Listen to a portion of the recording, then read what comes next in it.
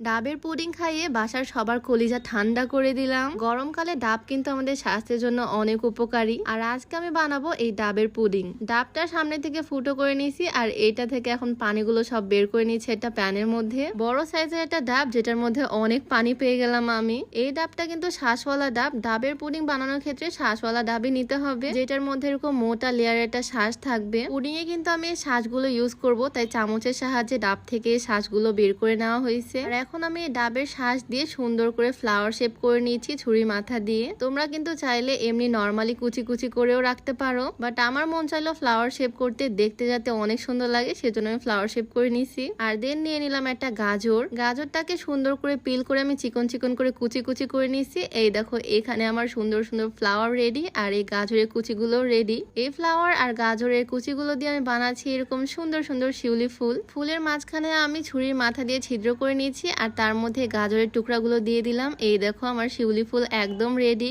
সবগুলো ফুল বানানো শেষে দেখো কি পরিমাণে সুন্দর লাগতেছে দেখতে। যখন পুডিং এর মধ্যে দিব তখন আরো সুন্দর লাগবে। তো ফুলগুলো আমি এক সাইডে রেখে দিলাম আর চুলার উপরে বসিয়ে দিলাম ডাবের পানি। ডাবের পানিটাকে আমি সামান্য ছেঁকে নিয়েছি আর তার মধ্যে আমি দিয়েছি সামান্য পরিমাণে চিনি। ডাবের পানি বেশি মিষ্টি হলে চিনি ইউজ করারও দরকার নাই, ইচ্ছা মতো চিনিটা চাইলে ইউজ করতে পারো মিষ্টির পরিমাণ অনুযায়ী। ভালোভাবে একবার বলক চলে আসলো আর তারপর আমি দিয়েছি আগার আগার পাউডার, যেটা জেলি মেক করতে সাহায্য করবে। এটা যে কোনো সুপার শপেই তোমরা পেয়ে যাবে ইজিলি। এই আগার আগার পাউডারটা আমি ডাবের পানির মধ্যে দিয়ে দিলাম সামান্য পরিমাণে, আর তারপর এটাকে আমি পানির সাথে ভালোভাবে মিক্স করে নিব। জেলিগুলো কিন্তু এরকম দলা পেকে থাকবে, আমি চামচের সাহায্যে ভালোভাবে মিক্স করে নিচ্ছি। আর পুরো প্রসেসটাই কিন্তু করতে হবে একদমই লো হিটে। ভালোভাবে মিক্স করে আমি চুলাটা অফ করে দিলাম আর এইটা এখন ঢেলে দিচ্ছি একটা বাটির মধ্যে। যে বাটির মধ্যে বা পাত্রের মধ্যে পুডিং বানাবা সেটার মধ্যে ঢেলে দিতে হবে। আর এটার মধ্যে এখন দিয়েছি আমি বানিয়ে রাখা শিউলি ফুলগুলো। ইচ্ছা মতো সাজিয়ে বাটির মধ্যে আমি ফুলগুলো অ্যাড করে দিলাম। আমার কাজ ডান,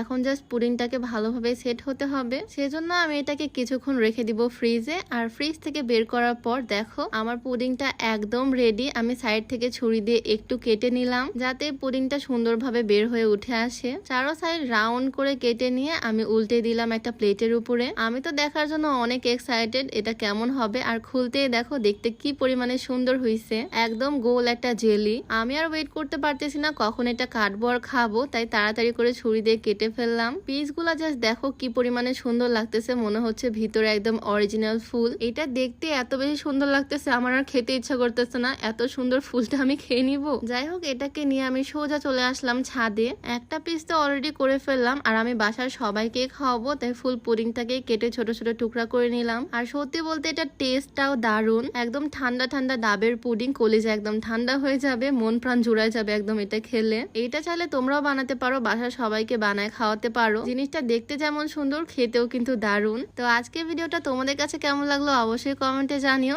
সবাই ভালো থাকো, দেখা হচ্ছে নেক্সট ভিডিওতে। আল্লাহ হাফিজ।